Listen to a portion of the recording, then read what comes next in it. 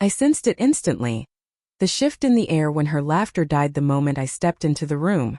It wasn't a pause, not the kind of silence that drifts naturally. It was sudden, sharp, intentional. She pressed her phone against her chest like a guilty child hiding something forbidden. Her smile vanishing too fast to be real. "Who was that?" I asked, keeping my voice light, pretending I wasn't already suspicious. She shook her head too quickly. "Just work. Nothing important." Her gaze slid away, refusing to meet mine. That was the first fracture in the surface. For weeks I told myself it was nothing, just exhaustion, deadlines, late hours. But small details kept stacking up like pebbles that eventually form a mountain. Her perfume lingered too strongly when she came home late. Her phone always lay face down on the table. Her fingers typed with urgency until I entered the room, then froze in unnatural stillness. I loved her. God, how I loved her. Enough to ignore the obvious, enough to blind myself with memories. I replayed our wedding day in my head. The way her eyes softened when she promised forever. The way her hand trembled in mine as if that vow meant everything.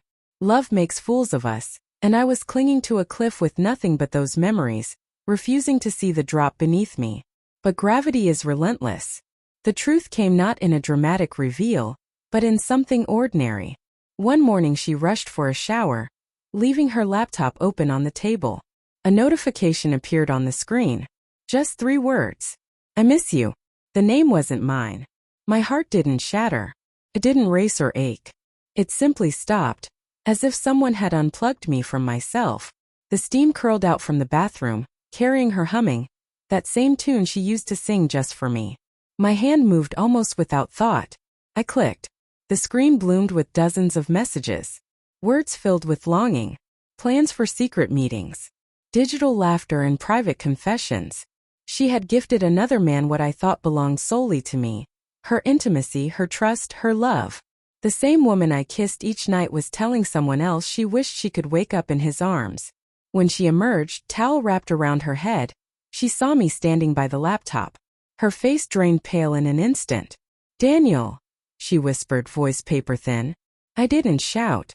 I didn't smash the laptop like scenes from a movie. I simply looked at her.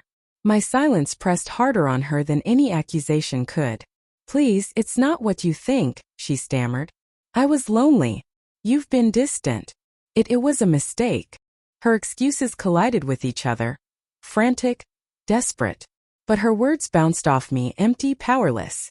The truth was already carved deep into me. That night she tried again. She followed me into the bedroom, sat trembling on the edge of the bed. "Daniel, say something.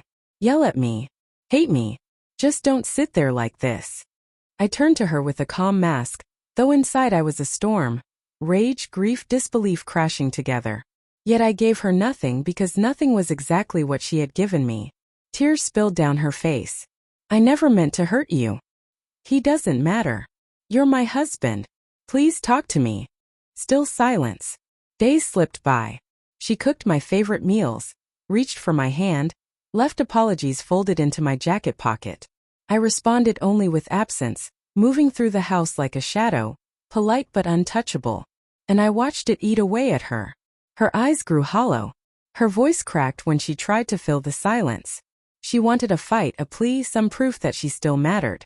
But silence is heavier than rage. It forces a person to face their reflection without distraction.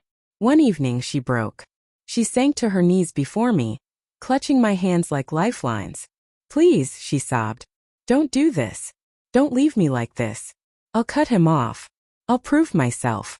Just don't give up on us." Her tears burned against my skin. My chest ached, but I stayed unmoving, unreadable. And in that cruel, liberating moment I understood. She had chosen to give me nothing but betrayal. In return I would give her the same. Nothing. The next morning I packed my bag. No shouting, no dramatic farewell. No vindictive revenge.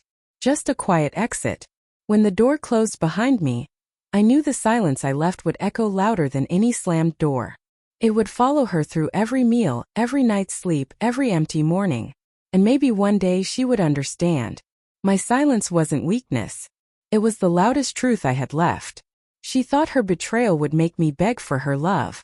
Instead, my silence cut deeper than any revenge she could ever imagine.